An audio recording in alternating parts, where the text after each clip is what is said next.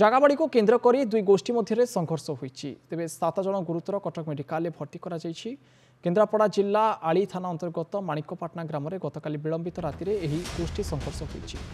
জাগাবাড়ি বিবাদକୁ নেই গোষ্ঠী সংঘর্ষ হয়েছিল বলে যা অনুমান করা যাচ্ছে। গোষ্ঠী সংঘর্ষ লাগি 7 জন গুরুতর ভাবে আহত হয়েছেন।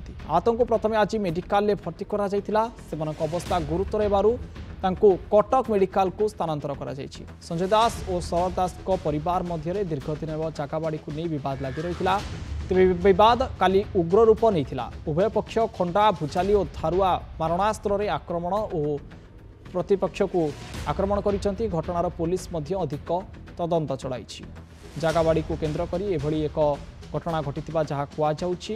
ଗୋଷ୍ଠୀ ସଂଘର୍ଷ ହୋଇଛି। ଏଥିରେ 7 ଜଣ ଗୁରୁତର ହୋଇ कटक बड़ मेडिकाल भर्ती होती। केन्द्रापड़ा जिला आଳି थाना अंतर्गत माणिकपाटना ग्राम में गतकाल विलंबित राति में गोष्ठी संघर्ष घटी। तेरे जहाँ खबर आसूची जागाबाड़ी केन्द्र को नहीं दुई गोष्ठी मध्य दीर्घ दिन हेब बद लगी रही है। किंतु यह बद खाली उग्र रूप नहीं जहाँफल उभय गोष्ठी परस्पर को खंडा भुजाली धरी आक्रमण करते। आक्रमण में 7 जन गुरुतर होती बोली जहाँ सूचना आसूची। 7 जन गुरुतर को कटक बड़ मेडिकाल को स्थानांतर करा जायछि। तेबे सेमानक स्वास्थ्य अवस्था वर्तमान मध्य गुरुतर अछि। संजय दास और शरद दास परिवार मध्य दीर्घदिन हेब जागाबाड़ी को नहीं बद लगी रही है। किंतु यह बद काली उग्र रूप नहीं। उभय पक्ष खंडा भुजाली और धारुआ मारणास्त्र परस्पर को आक्रमण करिसेंती। घटनास्थल में पुलिस पहुंची अधिक तदंत चलाई। किए से आक्रमणकारी माने एवं कौन होइतला प्रकृत में घटनार अधिक छानबीन जारी रखी पुलिस। चौरा राति बसौले आम जमी देखिपारू 9टा राति हौरू जाई कहले तुम आम छात पकईद ना तुम कहीं चौरा बसौ ये ठेंगा बाड़ी आणिक हाणिकी मुंड फुंड फाटिक नौ से 150 हम शंकरचंद दास ता पु संजीवी दास चिरंजीवी दास से जा माने सब 3 जा गंडगोल है घर पर आगुरी बद थिला। से काली आसिले से माने आसिकी तो घरे पसी समस्त बाडेले। असिया दास भट्ट दास शरत दास अल्ल राजा बिजू किछि कारण नहीं आसिले बाडेले घरे पसिकी किछि कारण नहीं आसिले तो घरे पसिकी बाडेले। तांको बाडेले से माने जाई कि कटक मेडिकल रे पड़ीचंती। तबर आमको आसी बाडेले। आम घर तो कई पुरुष लोक नहांती स्त्री लोक आसी बाडेले।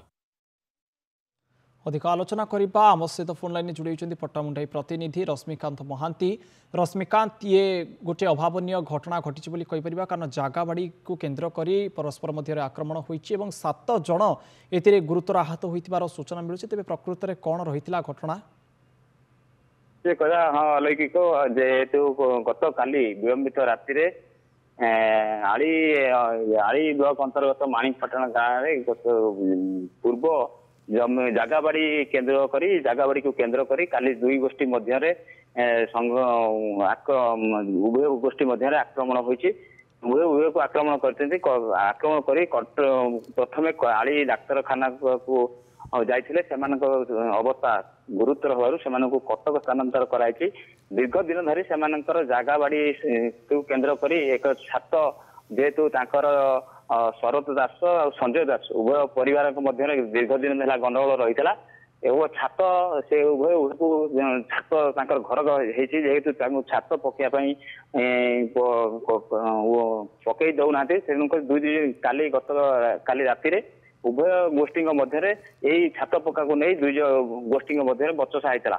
बचसारू उग्र रूप धारण करता। दुई गोष्ठी मध्य बाड़ापिटा हो आक्रमण उभय पक्षर 7 जन को 7 जन गुरुतर होती। गुरुतर हो प्रथमे आଳି स्वास्थ्य केन्द्र तो पर कटक स्थानांतर करा जायछि। घटनास्थल में पुलिस आसी पहुंची तदंत चालू रखी निश्चित भाव पुलिस पहुंची तदंत जारी रखी। तेज घटना कहार भूल तेज पुलिस तो घटना तदंत पर ही स्पष्ट हो पार। कि बड़ कथा ए 7 जन गुरुतर हो कटक बड़ मेडिकाल भर्ती होती। बहुत बहुत धन्यवाद रश्मिकांत आपंकर तमाम सूचना।